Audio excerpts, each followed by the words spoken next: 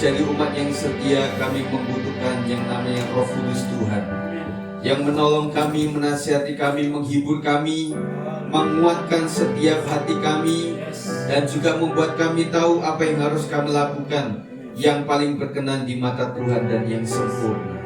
Hari ini adalah hari Pentakosta, di mana kami boleh memperingati bagaimana Tuhan curahkan Roh Kudus-Mu, dan biarlah itu tetap berlangsung dalam hidup kami Tuhan. Kami bersyukur untuk hari ini, kami memberikan hati kami, hidup kami untuk menerima firman kebenaran-Mu Tuhan.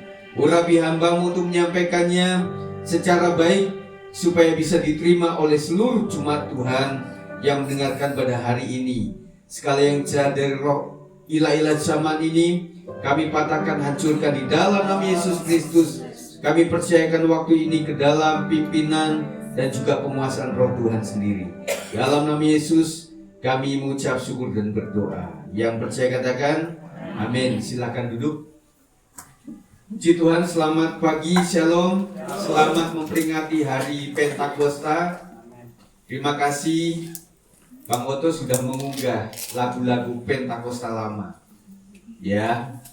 Jadi saudara sekalian, kita diingatkan, saya juga teringat waktu kecil lagu kita seperti ini. Api Pentakosta menyala. Meskipun orang di luar sana bingung, ini api apa gitu ya. Apa sedang bakar-bakaran gitu ya. Tetapi memang itu alkitabiah saudara. Nanti kita akan membaca ayatnya, memang ada. Jadi kita sedang memperingati itu. Dan saya akan berbicara mengenai kuasa Pentakosta saudara. Jangan dilupakan bahwa hari ini adalah hari di mana kita teringat bahwa kita membutuhkan Roh Kudus. Setuju saudara? Nah, dimanapun saudara berada, semoga konsentrasi, tidak berisik sendiri. Saya sudah bagikan materinya melalui grup jemaat, saudara bisa sambil baca di situ supaya saudara tidak terlalu kejauhan untuk melihat di sini. Pentakosta dimulai dari upper room, saudara. Upper room Yerusalem. Upper itu di atas, jadi di loteng gitu loh. Jadi sejak zaman dulu itu memang ada loteng, saudara. Dan kemudian ada muncul lagi menara doa. Menara itu ada di menara, saudara. Ingat bahwa kalau misalnya di pantai itu suka ada menara untuk mengontrol pergerakan perahu kapal. Kemudian di bandara juga begitu, ada menara jaga di situ. Nah, diharapkan supaya istilah ini masuk kepada rumah tangga, punya menara doa seperti itu. Nah, saya ingatkan saudara bahwa dari minggu ketemu minggu rupanya ada Senin, Selasa, Rabu, Kamis, Jumat, Sabtu. Nah, kita coba merangkai sebuah analisa sendiri, saudara. Jadi setiap harinya apakah kita terus bergantung sama Tuhan, bergantung sama roh Tuhan, atau tidak, saudara? Kalau ketemunya cuma hari Minggu saja, atau ketemunya cuma 2 minggu sekali, atau sebulan sekali di rumah Tuhan ini, dan kemudian di sini juga nggak terlalu serius untuk melakukannya, sia-sia, saudara. Makanya yang paling sulit dalam pengembalaan itu bukan orang yang tidak hadir dalam jemaat, tetapi yang hadir di jemaat. Kita deteknya agak beda. Kalau sudah hadir pastinya seperti aman begitu ya. Jadi nggak usah ada teguran, nggak ada nasihat, dan nggak ada konsentrasi kepada yang tidak hadir. Siapa ya wilayah yang keluarganya yang hadir pada hari ini, ataukah sakit, ataukah sedang sibuk dan lain sebagainya. Jadi kita tidak terlupa. Jadi saya ingatkan bahwa iblis tidak akan marah saudara datang ke ibadah karena membuat para pelayan Tuhan akan tertipu. Tetapi sesungguhnya saudara sekalian, kita yang ada di sini, mari kita kembali kepada bahwa ini adalah penting. Kita ibadah tidak sampai 3 jam, kadang-kadang tidak sampai 4 jam untuk kita ada di sini. Jangan buru-buru, saudara. Dan kemudian kalau ada acara apa-apa, tentunya ada jamnya lah. Misalnya ada orang, misalnya ada kegiatan keluarga besar, pastinya bisa kan dilakukan setelah ibadah. Kenapa nggak dibuat seperti itu? Betul nggak, saudara? Dan kebanyakan kalau itu keluarga besar itu adalah umat Kristen, kebanyakan minggunya, paginya mereka itu datang di ibadah. Nggak mungkin lah dini hari pagi-pagi mereka sudah acara, misalnya itu enggak. Pastinya tidak, saudara.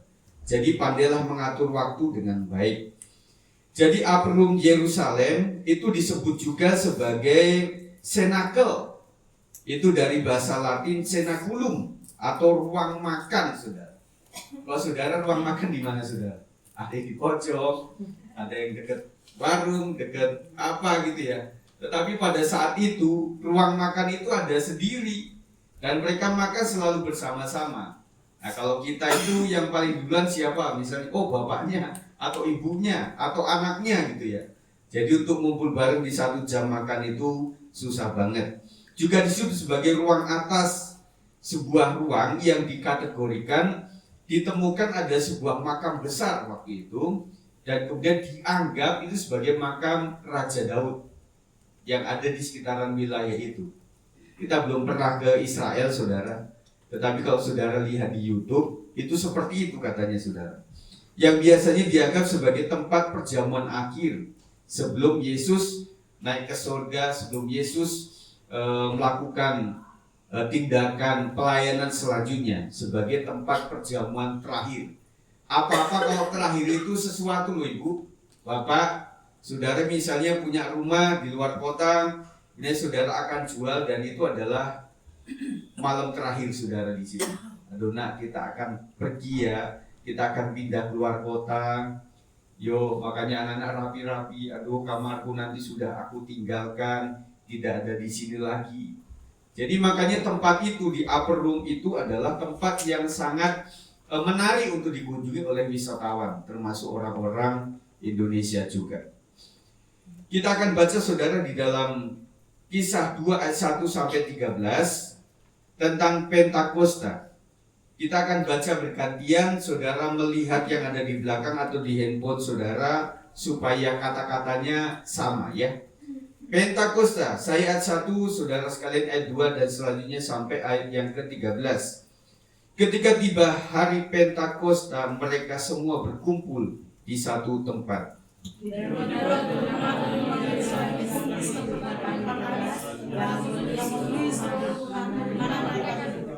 Dan tampaklah kepada mereka lidah-lidah seperti lidah api yang bertebaran dan hinggap pada mereka masing-masing.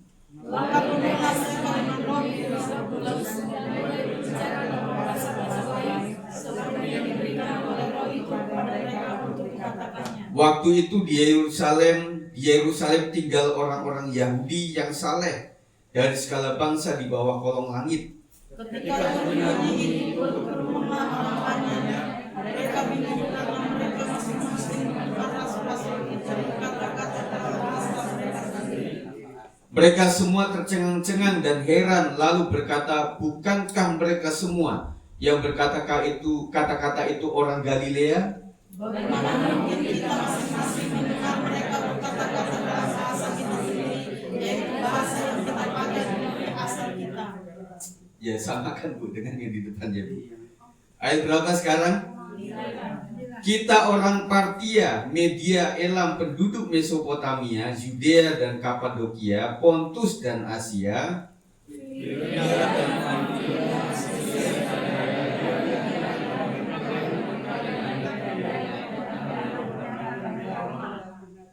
baik orang Yahudi maupun penganut agama Yahudi, orang Kreta dan orang Arab, kita mendengar mereka berbicara dalam bahasa kita sendiri tentang perbuatan-perbuatan besar yang dilakukan Allah.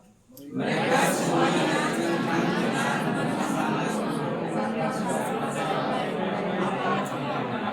sama-sama, tetapi yang lain menyindir, mereka sedang mabuk oleh anggur manis. Jadi dalam istilah Pentakosta itu ada latar belakang Perjanjian Lama maupun Perjanjian Baru, saudara. Di Perjanjian Lama, Pentakosta itu adalah perayaan umat Israel purba yang dirayakan pada hari ke-50. Makanya penta, ya, mono di tetra penta. Saya masih ingat itu, penta itu adalah yang ke-50. Pada hari ke-50 sesudah Pesah atau Paskah. Jadi Paskah di Perjanjian Lama itu adalah memperingati keluarnya bangsa Israel dari perbudakan di tanah Mesir. Kalau Paskah kita dapat telur, saudara. Ya agak beda-beda dikit sih. Pada hari itu umat merayakan dua hal, yaitu kebaikan Allah karena panen yang berhasil, dan yang kedua adalah tentang pemberian hukum Taurat kepada Musa. Itu Pentakosta di zaman Perjanjian Lama. Kemudian di Perjanjian Baru, ketika tiba hari Pentakosta, Roh Kudus turun tercurah kepada para murid Yesus yang sedang berkumpul di Yerusalem dan mengaruniakan hidup baru, kekuasaan baru, dan berkat yang disebut Petrus sebagai pengenapan nubuat Nabi Yoel yang mengatakan di Yoel 28 ayat 30. Di Yoel 2 ayat 28 sampai 32, hari Tuhan. Kemudian pada hari itu, daripada itu akan terjadi bahwa aku akan mencurahkan rohku ke atas semua manusia, maka anak-anakmu laki-laki dan perempuan akan bernubuat. Jadi dinubuatkan oleh kitab Yoel bahwa akan terjadi anak laki-laki dan perempuan, mereka akan mendapatkan nubuat-nubuat. Anak-anak kita apakah melakukan nubuat atau lubuat? Nah saudara, ini harus kita betul-betul impikan, betul-betul kita doakan. Kalau tiap hari kita tidak mendoakannya, kita tidak mencari seperti rusa yang merindukan air, yang mereka begitu lari dengan cepat, kencang saudara. Kalau saudara pengen tahu rusa itu sekencang apa, pergilah ke sebuah tempat yang banyak rusa. Ketika rusa lari, saudara ikutin rusa lari, maka dipastikan saudara akan ketinggalan. Nah saudara lari dikejar anjing, tetapi rusa ingin mencium ketika ada kubangan air, dia akan melesat secepat kilat, dan ketika mendapatkan air itu dia akan begitu minum dengan lahapnya. Apakah pencarian kita kepada Tuhan seperti itu, saudara? Anak-anak muda, kau tidak cuma hidup untuk dirimu sendiri, untuk pendidikan dan masa depan, tetapi masa depan kekal itu lebih penting. Saya harapkan anak-anak muda mulai menghitung hari, detik demi detik. Penting, saudara. Karena engkau hanya bergantung sama orang tua selama ini. Istilah kata apa-apa adalah orang tua. Saudara pulang ke rumah orang tua, saudara dibikinkan kamar oleh orang tua, saudara punya fasilitas, semuanya dibelikan oleh orang tua. Dan yang paling penting bagi anak-anak muda adalah sampai enggak kepada nubuat ini terjadi kepada kalian, mendapatkan sebuah pewahyuan yang daripada Tuhan. Orang-orangmu yang tua akan mendapat mimpi. Para orang tua kita terus membangun rohani yang baik. Kalau kita cuma mendengarkan berita-berita, oh ini bagaimana ini misteri kematian Vina, sampai saudara tonton di filmnya tentang Vina, saudara. Banyak orang yang cari ke kuburannya Vin. Sebenarnya yang terjadi apa sih?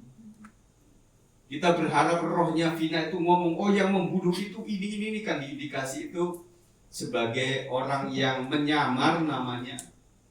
Tetapi banyak yang sedang digeluti, saudara. Indonesia itu kalau enggak viral, itu enggak diurusin, saudara. Jadi mesti viralkan dulu baru diurusin. Nah, kita sedang mencari informasi tentang bagaimana memasukkan anak sekolah kita ke sekolah yang baru.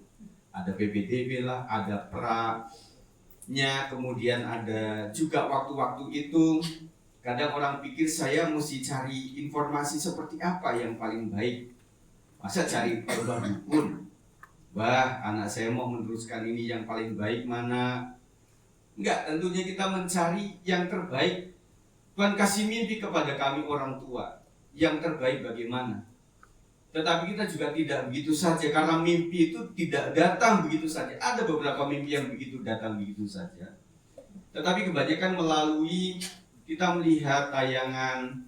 Saudara lagi suka nih melihat kalau anaknya mau ke SMA atau ke SMP, SMP terbaik di Depok 1, 2, 3, kebanyakan 10 kan. Terus SMA terbaik 10 SMA terbaik mana-mana saja yang mau kuliah.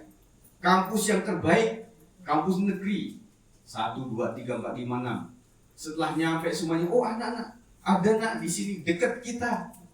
Setelah ngomongin masalah uang pembangunan, setelah ngomongin uang masuk, nak, kamu meneruskan usaha apa-apa aja lah ya. Kamu nggak usah kuliah yang banyak-banyak, kenceng-kenceng. Kemudian waktu SMP lulus, orang mulai berpikir SMA itu adalah salah satu tingkatan pendidikan yang harus diteruskan dengan kuliah. Pakai orang tua, nak, kamu nggak usah SMA lah, SMK aja lah, sekolah menengah kejuruan. Ya, tapi anak sekarang kan beda. Enggak mah, kan teman-temanku kan pada mau ke SMA unggulan begitu. Orang tua bilang, enggak lah, kamu berpikir orang tua punya kekuatan ekonomi, keuangan seperti apa, kamu juga berlatih menghitung. Enggak cuma mintain duit orang tua, tetapi orang tua usahanya apa, dari mana itu uang didapat, apakah ada kontribusi dari anak-anak untuk membantu itu. Selama ini, mah, opo, tolong masukin ya, saldonya kurang. Ya, jadi mau dikasih 100.000, hari itu habis. Dikasih juga 500.000, hari itu juga bisa habis. Nah, anak-anak mulai berpikir bagaimana ini untuk ekonomi keluarga. Oke deh, cara membantu orang tua yang pertama harus cerdas. Ya, nanti masuk kepada wilayah prestasi, itu bisa, saudara. Tetapi kan diukurnya dari kelas 1, 2, 3.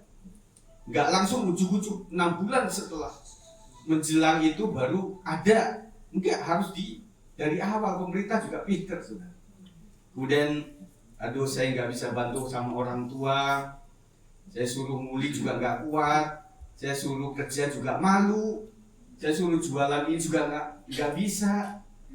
Orang tuaku punya materi, misalnya pembuat kue yang terbaik, tetapi masa sih sekeren saya jualan kue di sekolahan?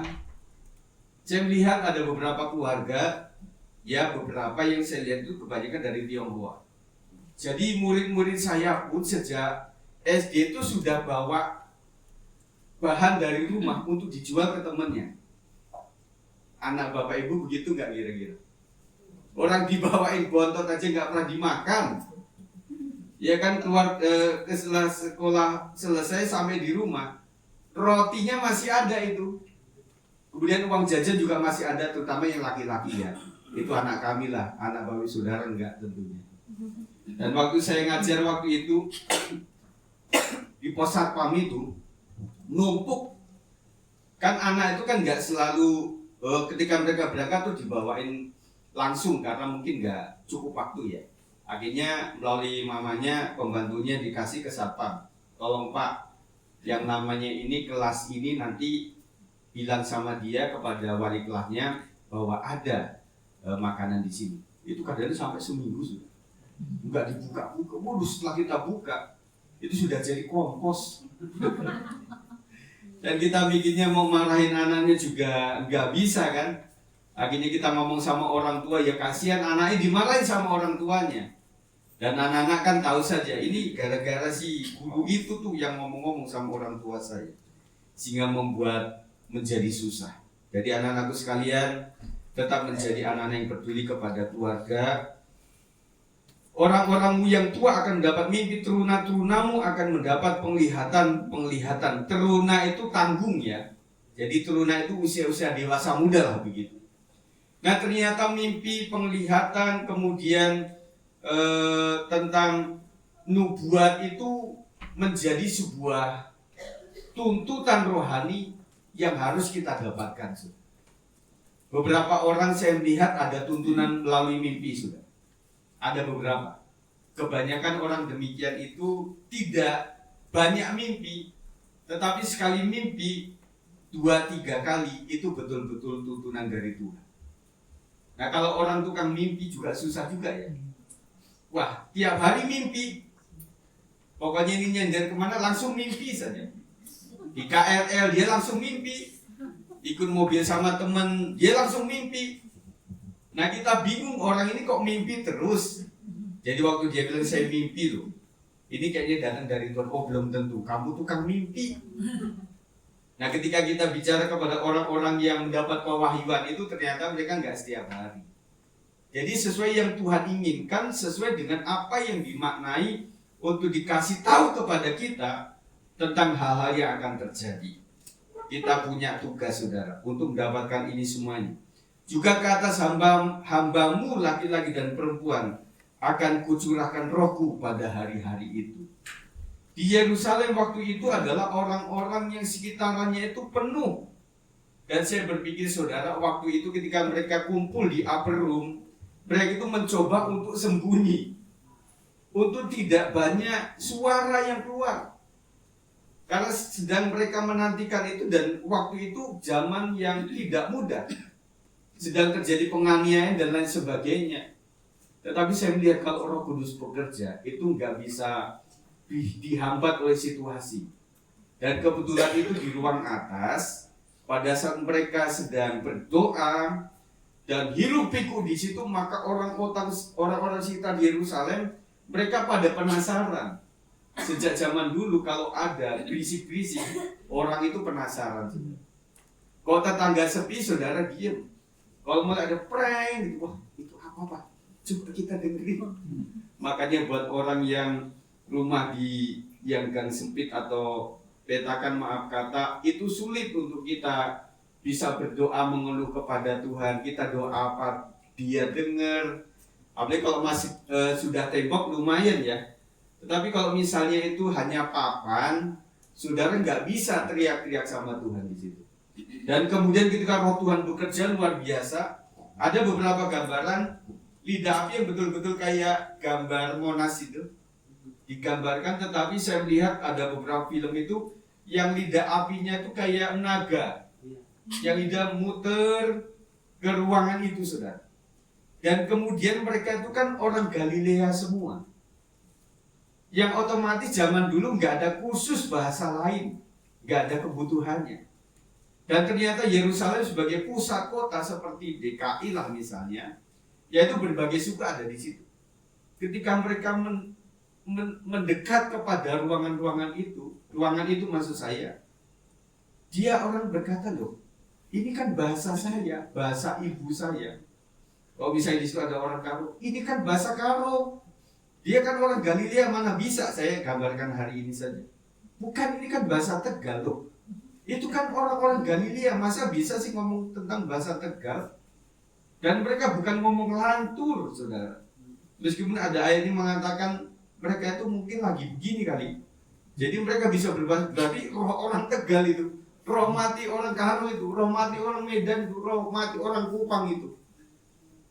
Tetapi Tuhan tunjukkan luar biasa. Jadi setiap pergerakan di dalam kemuliaan Tuhan selalu ada fenomena yang terjadi seperti itu.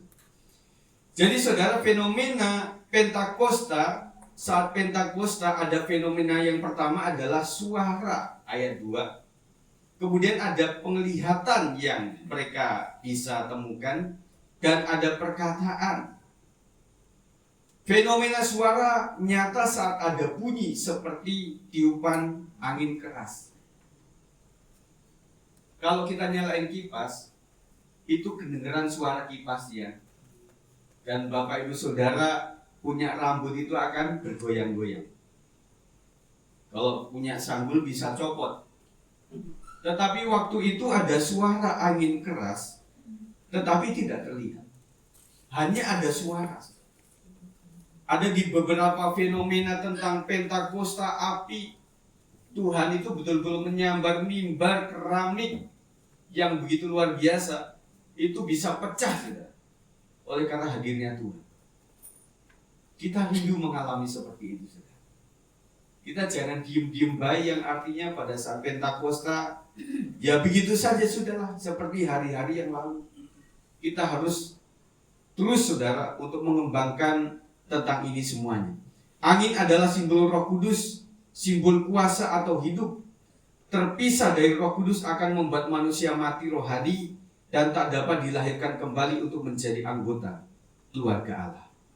Jadi metre untuk menjadi keluarga Allah adalah bukan KTP, saudara, bukan sekedar kakak, tetapi metre Roh Kudus. Orang nggak bisa bohong.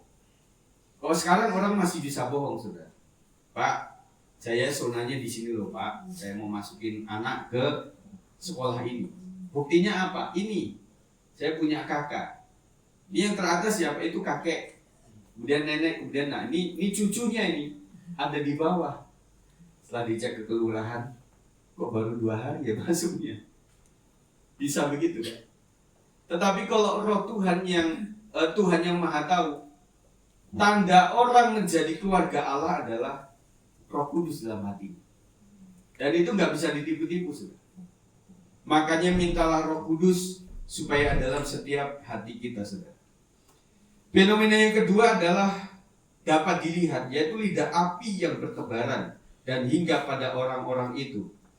Suatu saat waktu saya ada di kuliahan teologi, saya diajak oleh teman saya ke Wisma Garuda. Gak tahu Wisma Garuda masih ada nggak itu? Ada persekutuan di atas sana itu. Dia bilang, Git, kamu akan melihat loh bagaimana Tuhan bekerja luar biasa. Semua orang, saudara, kayak mendapat penglihatan. Jadi semua orang ngomong gitu loh. Pengurusnya ngomong bahwa sini ada seperti asap awan seperti itu. Ya ngeri-ngeri sedap lah.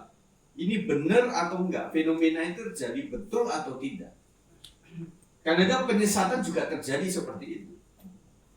Makanya saudara, bahasa roh kemudian penglihatan-penglihatan kita enggak populerkan dalam setiap pertemuan ada itu. Lama-lama sesuatu yang sakral enggak sakral lagi.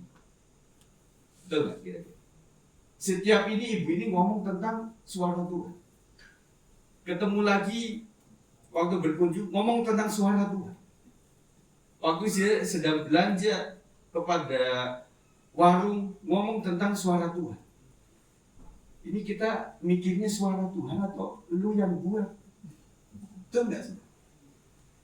Kadang anak muda, Tuhan bicara sama saya, kamu harus menjadi pacarku. Kemudian si gadis itu jadi ketakutan. Dan dia bilang sama mamanya, ada pengurus anak muda yang bilang seperti ini, katanya suara Tuhan. Untungnya orang tuanya bijaksana. Nah, biasanya suara Tuhan itu ada konfirmasi.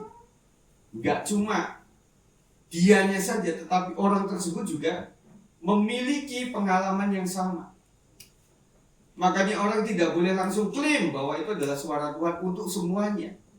Kadang-kadang kita diem, Tuhan kok bicara tentang itu ya. Akhirnya kita ngobrol, Bu, bagaimana keadaannya? Ya begini Pak Pendeta, saya tuh ngalamin ada beberapa masalah yang tidak semua orang tahu. Saya pengen memang Tuhan yang campur tangan. Kemudian Pak Pendeta bilang, apakah ini masalahmu, Bu? Oh iya Pak, Bapak kok tahu? Saya sebenarnya udah agak lama tahu tentang ini, tetapi saya gak mudah untuk ngomong tersebut. Takutnya saya jadi dukun rohani, dukun Kristen jadinya. Jadi membuat saya hambat, saya butuh konfirmasi. Ketika dia bicara kepada anaknya, keluarganya, oh iya betul, memang ini pesan impresi daripada Roh Kudus. Yaudah Bu, kita sama-sama berdoa. Saya percaya kalau Tuhan sudah kasih pewahyuan, pasti Tuhan akan arahkan kita kepada kemuliaan berikut. Mari Pak. Makanya saudara, kita harus hati-hati betul untuk menjaga ini semuanya. Roh Kudus bekerja, tetapi harus dilakukan secara bijaksana. Pada waktu di upper room itu agak beda saudara. Orang-orang sekitar itu membutuhkan penubuhan daripada Roh Tuhan bekerja dengan cara mereka mengetahui bahwa bahasaku dibahasakan sama dia yang bukan orang satu kampung sama saya. Dan saya melihat Alkitab tidak terus-terusan melakukan ini.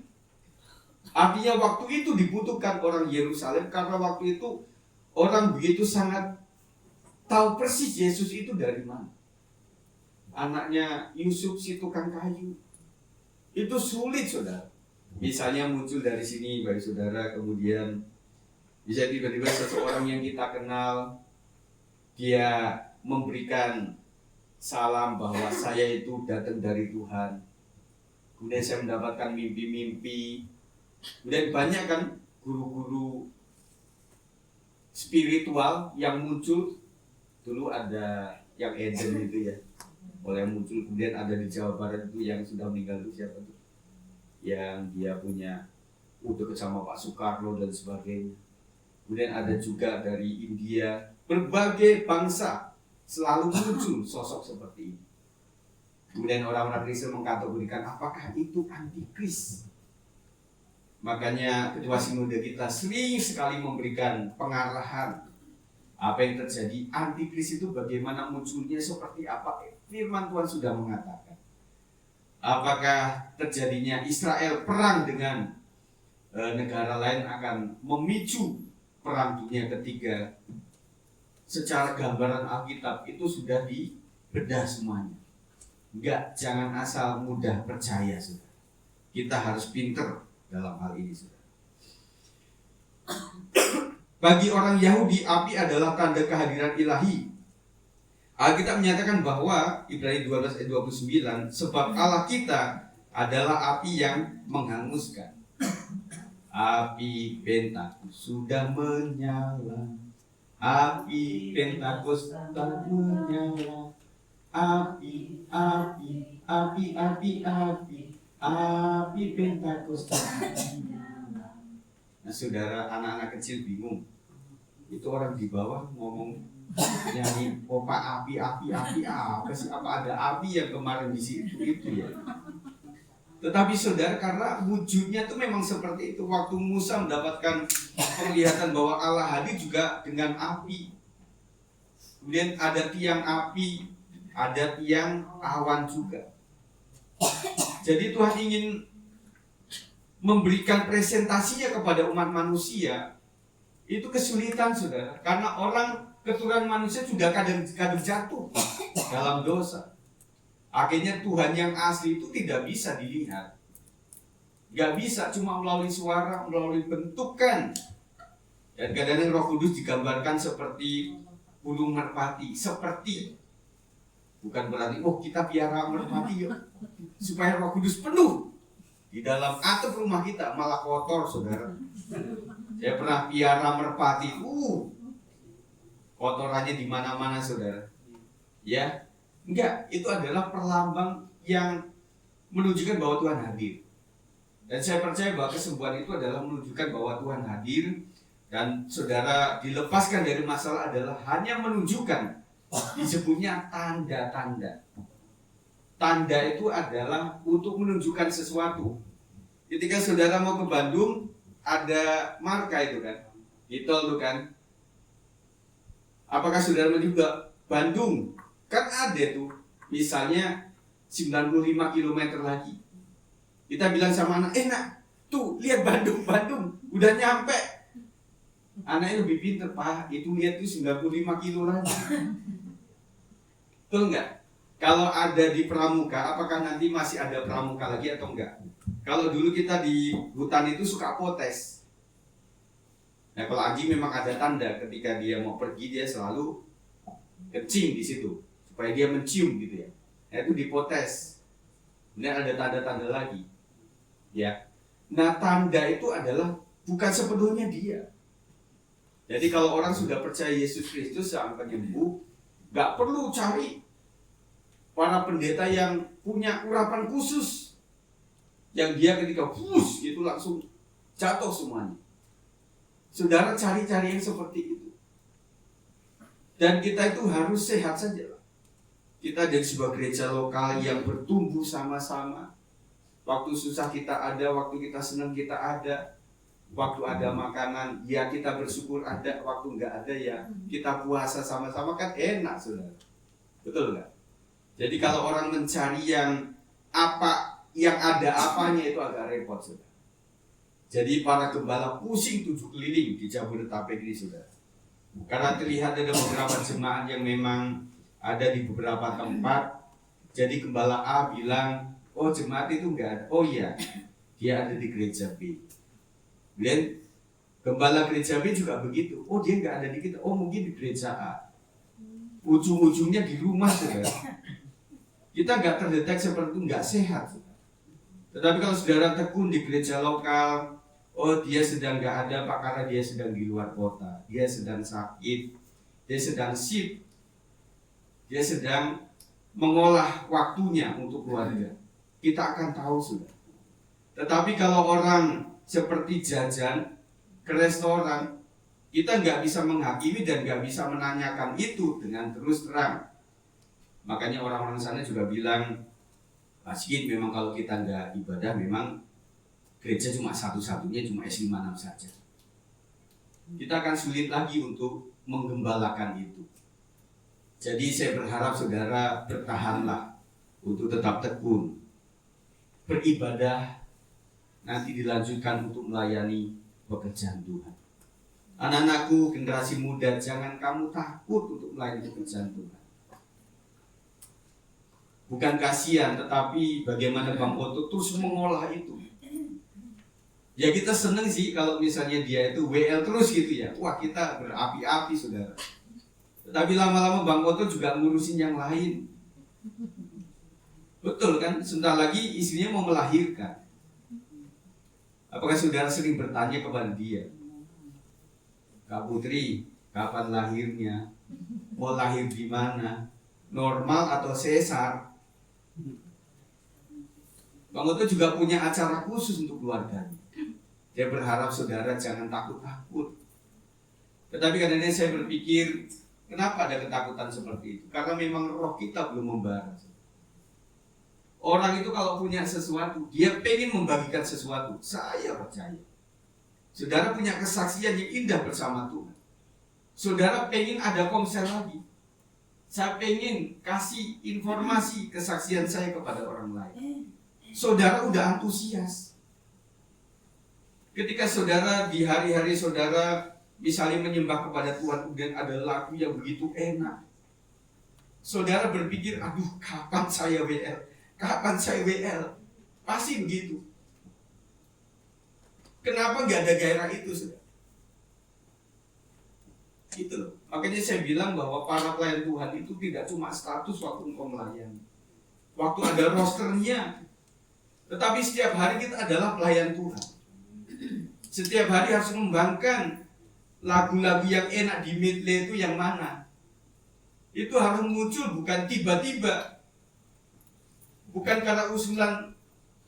Kadang-kadang kami juga mengusulkan lagu tertentu, tetapi harus muncul daripada ini pernah saya praktekkan. Jadi yang kita showkan di sini, kita tampilkan di sini adalah wujud daripada apa yang telah kita lakukan sebelumnya. Itu kalau menurut saya yang membuat orang menggebu-gebu luar biasa. Kalau tidak ada di sini, apa yang kita akan kasih kita juga bingung. Ada juga orang yang sudah dijadwal sama Bang Oto tanpa konfirmasi, kadang-kadang bisa marah. Kenapa nggak ngomong dulu sama saya?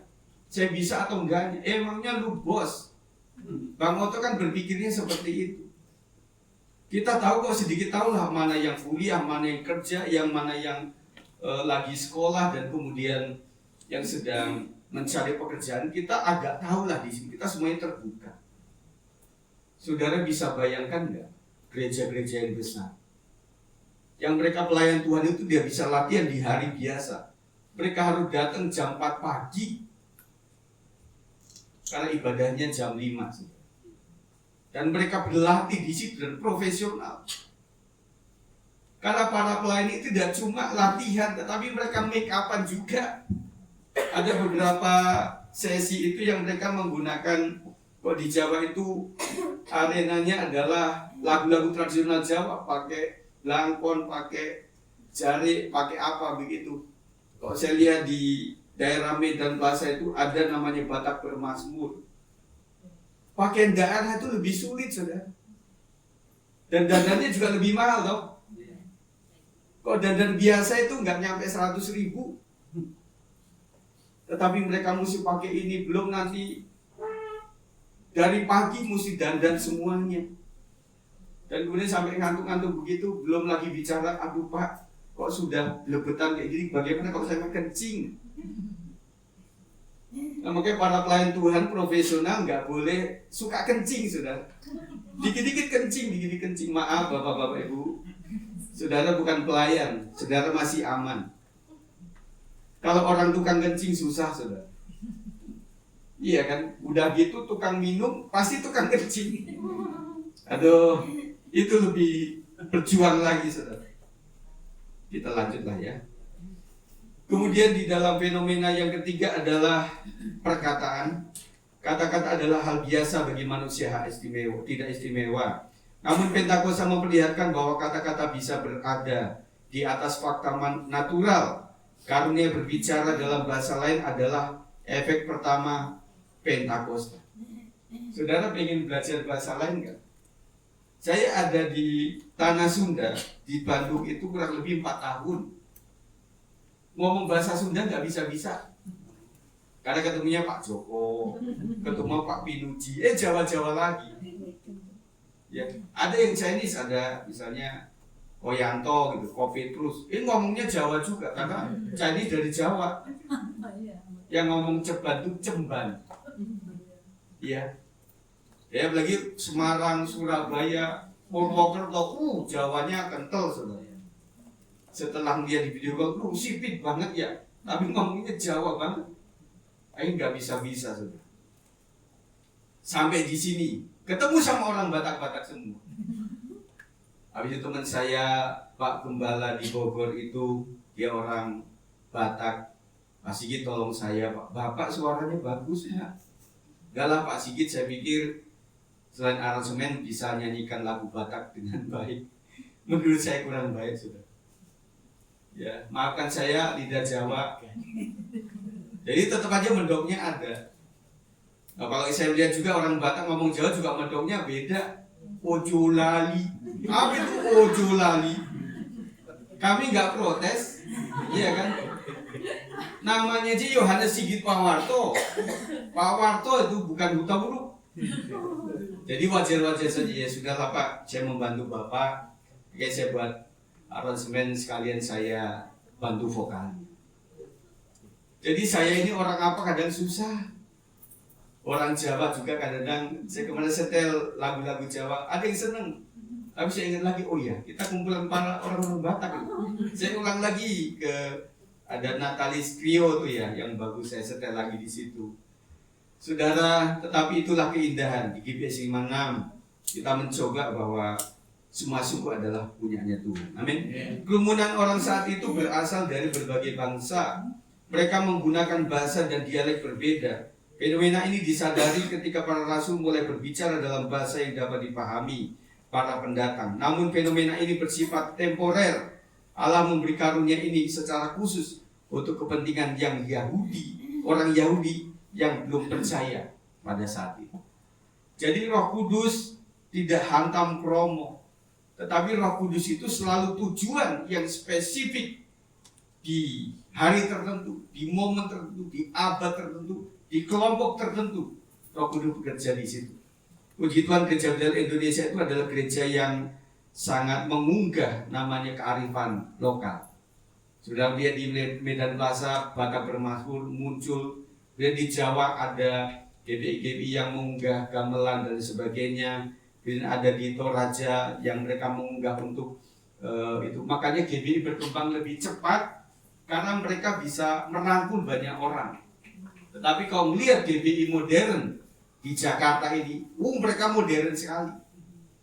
Bahkan kita melihat ini para pendetanya yang mana yang pendeta, yang mana yang bukan yang mana. Kalau pakai jin kemudian pakai ini saja kaos kemudian pakai itu. Dan itu sudah merasuk. Makanya waktu sinode itu bisa protes tuh bapak-bapak pendeta yang ada di luar daerah. Kami pantang loh untuk tidak menggunakan batik, tidak menggunakan dasi, itu pantang loh. Kok di daerah itu. Di bapak-bapak di sini di kota masih bisa. Mereka melakukan ibadahnya dengan cara kayak konser, saudara. Lampunya di mana-mana. Makanya Alkitab kayak gini nggak laku. Di mana bacanya ini lampunya kurang terang. Tetapi itulah yang terjadi. Nah, GBI di skala wilayah itu selalu merangkul. Oke, yang pengen pengajaran ada tuh. Pasti gitu suka pengajaran tuh. Yang pujian penyembahan ada itu. Khotbah dikit nyanyi, khotbah dikit nyanyi. Ada juga yang penginjilan. Jadi khotbahnya membara berapi-api terus tumpang tangan ke jemaat seluruhnya. Itu ada, semua GBI ada. Kalau saudara melihat di luar sinode GBI, mereka itu pakem. Katolik ya begitu, GKI ya begitu, GKJ ya begitu. GBI ini saudara begitu sangat, makanya disebut gereja bebas sama mereka itu karena apa-apa bisa, boleh, silahkan. Di sana mencari dengan dana menggunakan kalender ada, yang menggunakan jual kolam lele juga ada. Jadi jemaat kita punya tanah luas, kita bikin kolam dan kemudian jemaat silakan tabur benih di situ. Setiap mau Natal atau setiap kita membutuhkan dana, kita pakai itu. Yuk kita panen sama-sama jemaat. Kita jual ke pasar sebelah. Ada itu. Kemudian juga kita membangun rumah-rumah ibadah di Papua. Yang mereka itu kasihan, ada beberapa yang diunggah sama Pak Rubin itu. Jadi mereka itu di Honai, saudara. Di Honai itu segala macam bisa masuk. Waktu lagi penyembahan babi lewat. Bukan babi ngepet, saudara. Dan ada juga anjing yang lewat. Kemudian Bapak selalu rusuhin orang mau khotbah, dirusuhin sama itu. Dan tergelaklah para donatur ngumpul. Dan kita buatkan di daerah Papua itu untuk gereja yang betul-betul gereja namanya. Nah, akhirnya dibangun situ dan begitu luas. Dan yang aslinya itu tidak dirobohkan. Jadi gembala itu bilang, Pak, ini kenangan Pak. Ini nggak boleh diapa-apain. Ini adalah sejarah GBI kita di sini. Tetap saja ada di situ. Tetapi sebelahnya itu gedung yang begitu lebar dan juga mewah. Dan kemudian dia saksikan, Pak, ketika sudah dibangun, jemaat kami semakin banyak. Semakin banyak orang antusias. Ya saudara, kita bisa melihat itu, dan itu pengembangan yang luar biasa. Di Kalimantan, kadang orang mesti membangun sebuah tempat itu kan nggak bisa jalan darat, saudara. Saudara, jalan darat itu akan melewati hutan-hutan, dan hutan Kalimantan, kata kakak saya, itu serem. Saudara nggak pernah ke Kalimantan kan? Jadi sepanjang anak-anak teologi penginjilan itu, sepanjang dia lewatin jalur hutan itu, selalu ada suara-suara. Bukan suara monyet, suara katak, bukan. Ada suara lain di situ. Dan mereka dari takut sampai, kalau namanya udah di situ takut, mau ke belakang ya jauh, ke depan juga sama. Akhirnya mereka lama-lama berani. Dan mereka akhirnya disumbanglah oleh dari BPP itu, dari pihak PIMISI itu dengan perahu boot. Dan saya berpikir perahu boot itu, kakak saya sering gigit, sekali-kali lah ke Kalimantan. Terus sekarang itu bandaranya udah deket loh. Itu tolnya udah keren tuh. Saya berpikirnya, kamu dari gereja ke sekolah teologi sama ke jemaat itu naik apa? Naik sampan. Sampan itu saudara cuma berapa senti saja dari air itu, saudara. Saya suka melihat tayangan YouTube yang mancing tuh di Kalimantan. Jadi mereka itu betul-betul ya tipis sama air itu. Terakhir saya melihat anak-anak SMA, SMP, itu mereka menuju ke sekolahnya itu mesti naik sampan. Dan itu begitu mepet. Coba kalau istri saya ajak, aduh saudara, bisa teriak-teriak saudara. Aduh kak, kapan ya? Saya pengen sebenarnya untuk lihat itu. Ya udah, kabarnya aja lah baik. Jadi serem saudara di sana itu. Apalagi kakak saya sempat ngalamin di mana adanya perang Dayak Madura itu. Wah, jemaat juga ada yang ikut. Pak, doakan kami ya Pak, supaya kami perang dengan menang. Orang Dayak itu saudara penciumannya tajam. Dan ada beberapa sesi waktu perang saja itu orang baru keluar. Yang namanya makhluk-makhluk itu. Makanya ada beberapa waktu ya kepala suku tertentu di Kalimantan baru muncul ketika dipanggil. Suatu kali Pak almarhum Daniel, dia pernah cerita. Waktu dia masuk penginjilan ke Kalimantan, dia bilang itu punya pengalaman yang luar biasa. Waktu dia masuk, itu ada orang suku yang pakaiannya lengkap. Kemudian dia menyambut dia, kemudian dikasih suguhan apa-apa. Nah dia baru cerita, ketika dia mulai pulang keluar dari kampung itu, ngobrol sama pos satpam di situ. Dia ceritakan itu, langsung ngeri tuh orang itu. Pak, nggak sembarangan loh, orang bisa ketemu sama sosok gaib itu. Gaib ya? Saya berpikir nggak gaib, karena orang yang dengan pakaian yang ada tradisional itu dan banyak orang bisa ketemu sama orang biasa, itu berarti bapak sakti, Pak. Pak Daniel pendeta itu dianggapnya sebagai orang yang sakti, yang bisa masuk ke kampung itu. Karena riwayatnya kalau sudah ketemu kayak gitu disuguhin apa, mungkin pulang tinggal nama. Kalau pulang, kalau enggak ya hilang saja begitu. Jadi di perkampungan itu nggak macam-macam juga. Semua saya di Kalimantan, mau di Sumatera, mau di Kupang, mau di Manado, semuanya sama, mengandung namanya intimidasi kuasa gelap. Hari Pentakosta merupakan hari dimulainya penggenapan janji Kristus kepada para muridnya. Sesaat sebelum kenaikannya janji itu adalah bahwa mereka akan menerima kuasa yang untuk melaksanakan misi yang mereka emban darinya, yaitu amanat agung. Penggenapan itu mulai dengan turunnya Roh Kudus ke atas para murid sehingga mereka mengalami kuasanya, yaitu kuasa Roh Kudus. Jadi saudara, belajar dari Pentakosta ini yang pertama adalah mereka mendapat karunia berkata-kata di dalam berbagai bahasa asing. Saat itu, hari raya Pentakosta menurut tradisi PL, semua orang Yahudi baik yang Palestina maupun yang dari luar Palestina berkumpul merayakannya di Yerusalem. Orang-orang Yahudi non-Palestina masing-masing memiliki bahasa menurut daerah tempat tinggal mereka. Orang-orang Yahudi inilah yang menjadi saksi para rasul, bisa berbicara kepada mereka dalam bahasa mereka masing-masing. Memang beberapa orang yang mendengarkan hal itu mencemooh para rasul sebagai sedang mabuk sehingga mengoceh tidak karuan. Sangat mungkin para pencemooh itu berasal dari Palestina sehingga tidak mengerti bahasa-bahasa non-Palestina. Yang kedua, para murid mendapatkan keberanian untuk berkata-kata di depan publik. Sebenarnya mereka berkumpul di satu tempat saja di sebuah rumah yang namanya upper room. Namun saat Roh Kudus mengurapi mereka, mereka keluar dan berbicara di tengah-tengah kerumunan orang Yahudi yang sedang beribadah di sekitar Bait Allah, padahal mereka orang Galilea. Saya bayangkan ketakutan manusia tetap ada. Di zaman itu pun juga ketakutan ada.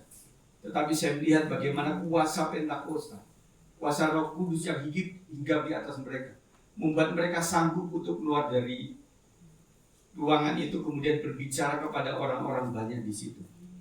Saya pikir siapapun kita ada ketakutan untuk berbicara tentang Kristus, dan kita membutuhkan Roh Tuhan.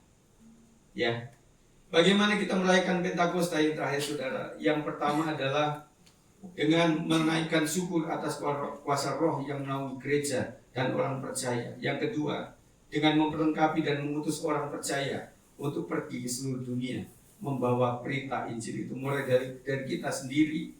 Kemudian kita mungkin Tuhan sedang menggerakkan hati kita untuk menyerahkan diri, memenuhi panggilannya, dan kita tidak boleh menunda itu, saudara. Ada 3 ayat yang saya kasih di sini. Bagaimana praktisnya? Ini saudara mungkin berpikir, bagaimana ya Pak? Kita mengabarkan Injil kepada orang lain, bagaimana caranya? Yang pertama, waktu kita. Kita udah berkutat di keluarga itu sudah susah untuk bisa keluar menginjil apalagi.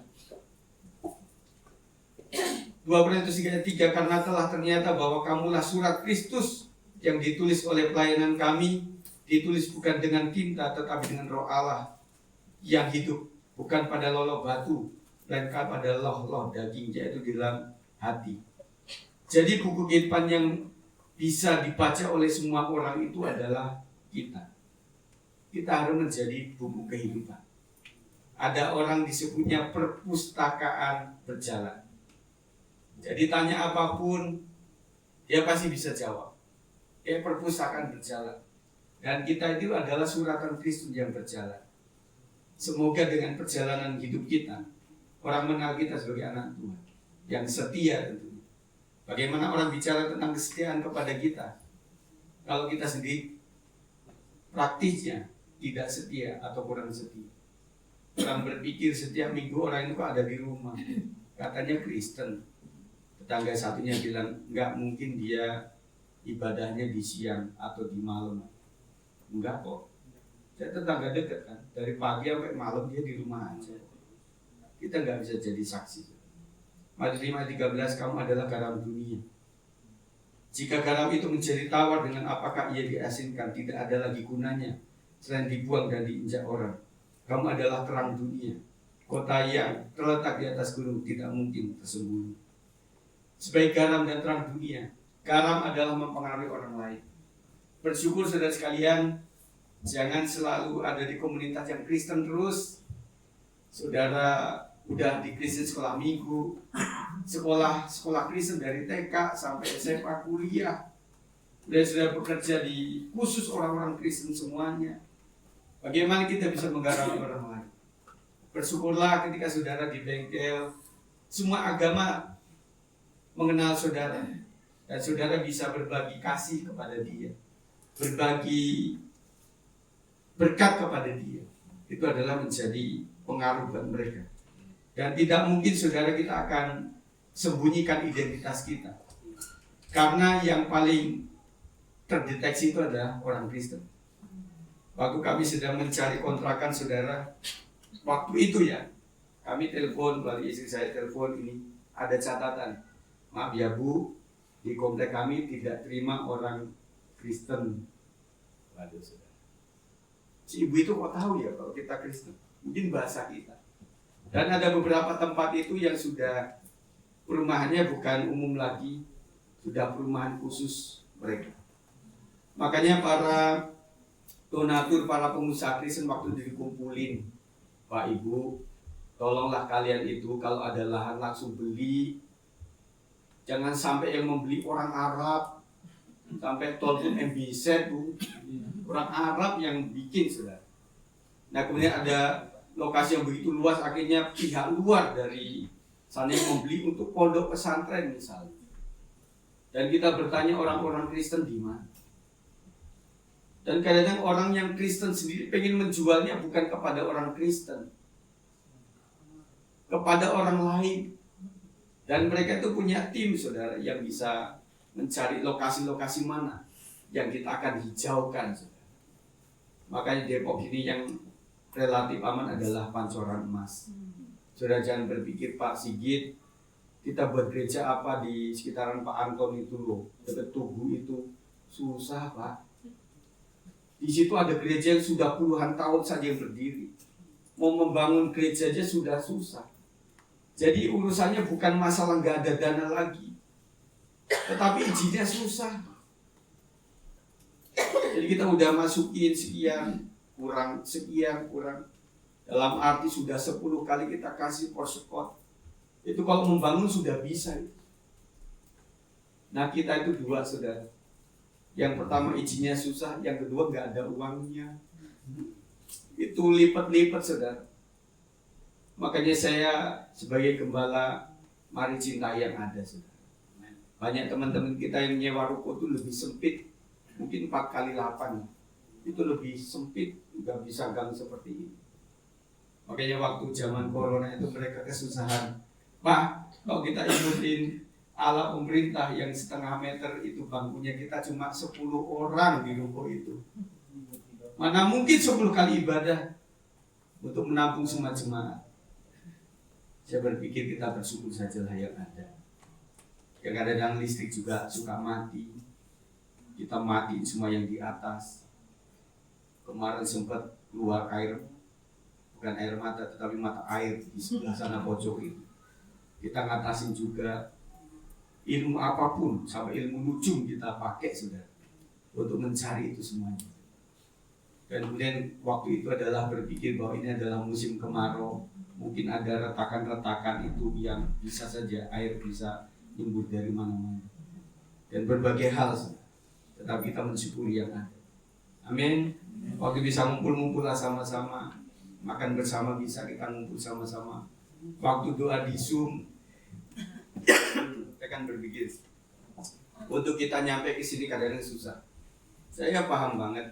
Bagaimana Pak Sinaga sampai jam 10 malam waktu saya tanya di Zoom itu, Pak, Bu, Bapak sudah datang? Belum Pak. Kita tanya Bang Moto, Bud, Bang Moto masih sudah di rumah? Masih di jalan Pak. Waduh, jadi susah.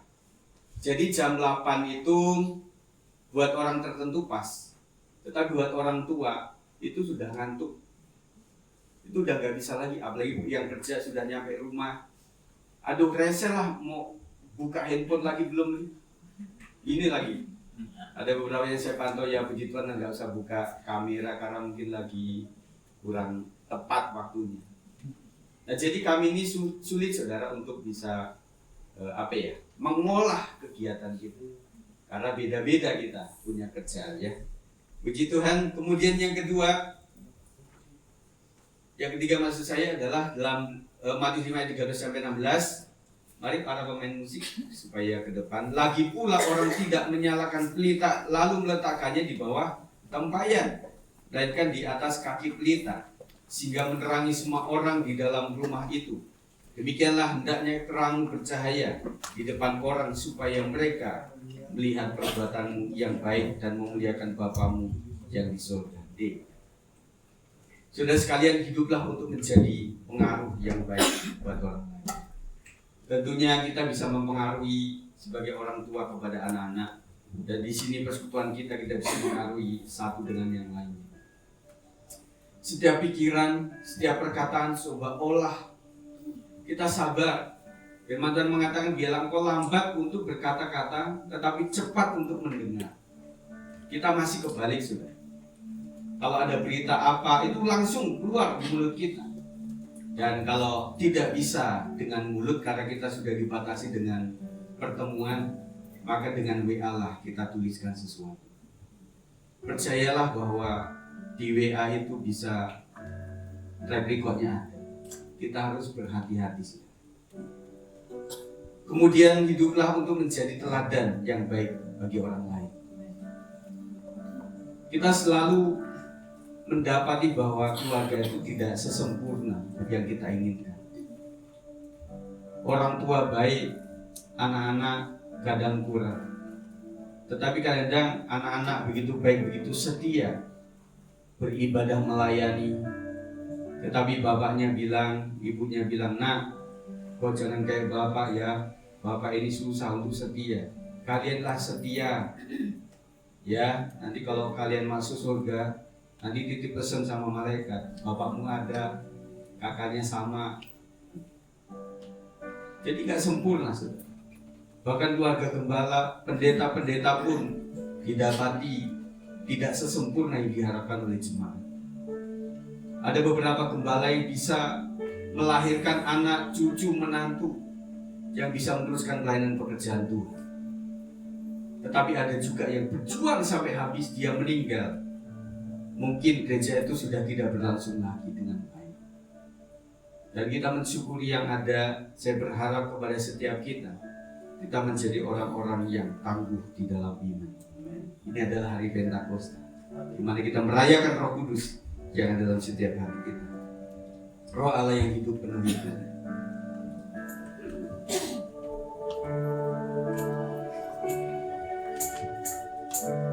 Roh Allah yang hidup penuhiku, Roh Allah yang hidup pulihkanku, turunlah urapan ke atasku, membangkitkan kuasa-Mu. Roh Allah yang hidup, Roh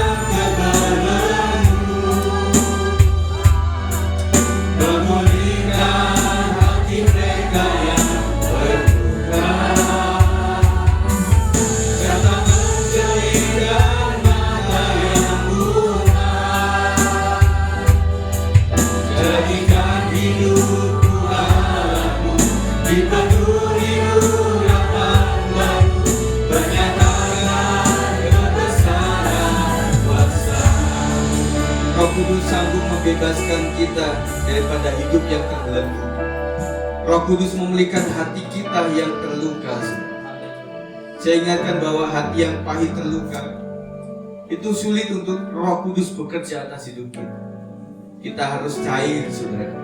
Kita harus ada pengampunan satu dengan yang lain, dan kita akan terbuka dengan Roh Tuhan. Roh Kudus juga mencelikan mata untuk melihat segala sesuatu. Kata Tuhan bahwa banyak orang yang ketika membuka hukum Taurat, belajar tentang firman Tuhan, ada seperti selaput yang susah untuk mengertinya.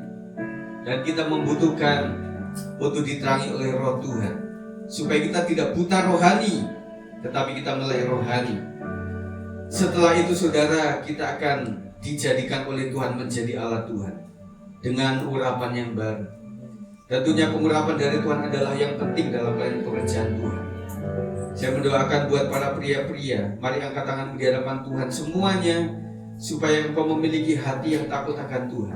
Roh Tuhan bekerja atasmu, menjadi pemimpin keluarga yang diurapi dan diberkati oleh Tuhan. Dan kepada wanita menjadi penolong yang baik, diurapi dan diberkati oleh Tuhan. Roh Tuhan bekerja atasmu, memberikan pengarahan yang baik, himbauan, dan juga pimpinannya terhadap seluruh hidup kita. Dan anak-anakku sekalian, tetap andalkan Roh Kudus. Kau tidak bisa mengandalkan harta benda orang tuamu. Kau tidak bisa mengandalkan hanya kepada kepandaianmu saja. Tetapi ingatlah bahwa Tuhan adalah segala-galanya dalam hidupmu. Jangan pernah lupakan Tuhan. Waktu ibadah, ibadahlah sungguh-sungguh. Waktu dengan firman Tuhan, dengarlah sungguh-sungguh, supaya roh Tuhan bekerja atas masa depanmu diberkati oleh Tuhan. Dan saya percaya bahwa hikmat itu akan muncul daripada hati yang takut kepada Tuhan. Pilihlah sekolah yang sesuai dengan maunya Roh Kudus, yang sesuai dengan maunya Tuhan. Dan juga berbicara kepada hatimu bahwa orang tuamu yang membiayai juga membutuhkan sebuah perjuangan yang tidak mudah. Mari anak-anakku sekalian, doakan orang tuamu supaya diberikan keputusan dan pertimbangan yang paling tepat sesuai dengan kehendak Tuhan.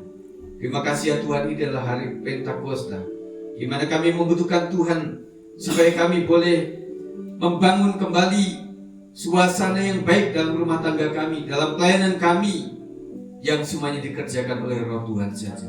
Kiranya berkat untuk semua jemaat Tuhan yang hadir pada saat siang hari ini, diberkati Engkau dengan kekuatan kuasa Roh Kudus, supaya menghampirimu dan kau mengalami kuasa Tuhan yang luar biasa. Tidak cuma kau mengalami pimpinan daripada Roh Tuhan, tetapi ekspresi daripada Roh Tuhan mengalir atas sepanjang hidupmu. Berkat Tuhan limpah atasmu di dalam nama Tuhan Yesus Kristus. Yang percaya berkata, amin.